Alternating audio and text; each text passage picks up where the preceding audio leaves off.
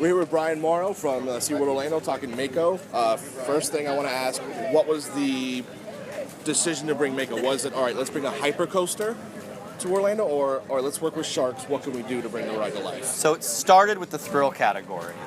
We built Manta, Turtle Trek, Antarctica, 2 indoor, very family-focused attractions, and it was time to ump the thrills back up in the park. So we said, let's get a really big thrill ride in the park. What would be perfect? And we said, no one's doing hypercoasters at all in Orlando, and we know how to do them better than anybody. We can nail this. So we partnered with B&M, and we developed this world-class, record-breaking in Orlando hypercoaster. We looked at a couple sites in the park, frankly. I was in love with the shark site because there's a shark exhibit here. The area hadn't been touched in a long time. It was ripe for the picking for storytelling, and what a cooler coaster than a shark theme. So it all really gelled really nicely and actually came together within 3 weeks. We did it very quickly. The idea, the conceit, the site happened very fast. So it's 3 weeks. All right, we have Mako coaster. You brought it to everyone else and said, all right, let's go. That's what happens. We literally say, here's what you asked us to do. What do you like? And everybody jumps on board, and off we go. So after that, we developed the whole brand of the ride, the color palette, the purple, the story of sharks we want to tell, and then the whole realm. Because SeaWorld rarely builds anything just for one type of audience. We build for the whole family, multi-generational. So grandmother, smaller kids, older moms, whatever, that don't want to ride, there's all these new experiences they can have here to learn about sharks, explore sharks, meet real sharks. We're going to be petting sharks in a couple weeks. All kinds of crazy stuff are happening here. So, and of course the ride. Right, of course. Of course, the record-breaking ride, whatever, right? Right, so how does it feel to have the record-breking ride now in Orlando? It's whenever we go to the top of the hill, I use words like, all the other rides in Orlando look so small from up here, basically. All right, next, why Mako? Why not Great White, Hammerhead, Tiger Shark? What was the choice behind getting? Yeah, I get asked this because we have a Great White branded coaster in our SeaWorld Texas park, and we looked at it for here. We thought, there's this other shark that's super fast and super cool. I partner with our zoological team and our vets, and I said, talk about sharks and really cool sharks. I said, well, this is one called the Mako.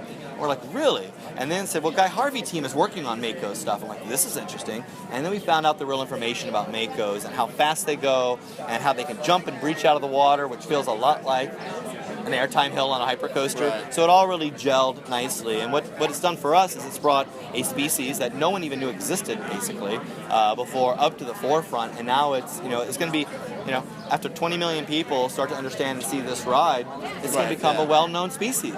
So this helps us elevate animals to the level of star species so people know about them and can love and protect them and not be feared of sharks. And you mentioned Guy Harvey. How was it working with him to bring this all together? It's been, what a perfect relationship. This guy, he loves the outdoors. He is an avid, passionate conservationist, has an entire institute that he funds and pays for, the Guy Harvey Ocean Institute, and now we get to partner with him. So our sea rescue film crew and vets have been out on boats with him. We've tagged Mako sharks. You can actually see those tags tracked here inside the queue of the ride. Really? And eventually we'll have it in the gift shop as well. We can actually go on and track sharks live. You can purchase into a tag and buy part of a tag and have your name attached to it and really participate in ocean conservation, because we don't know a lot about these Mako sharks, and we're just starting to understand now how far they really travel and go. And then you combine Guy Harvey art. He's kind of a big painter, so I said, why don't we just do a big mural? He's down for that. So it kind of, and I love art, and I love paint, and I love creativity, so it really fit really nicely. Nice. All right, last question, because we have to ask this. Any plans already? Are you working on the next project? Yeah, yes, we are. So next year we are opening a larger handful of attractions than we did this year. We've announced a few of those already, from our Busch Gardens Virginia Park all the way to Texas and California.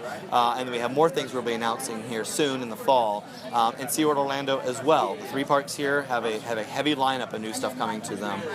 So you gotta we're changing and we're molding and we're creating brand new experiences for our guests that widen the breadth of what a SeaWorld park can be as we move to the future of storytelling of the ocean and inspiring millions of guests with experiences that matter.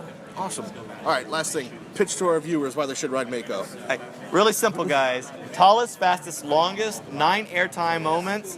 It's the #1 thrill ride in Central Florida. And when you get to the top, just wave at all the tiny attractions below everywhere around you. See it here. Bye. Thank you very much. Pleasure as always. I really do wave at them.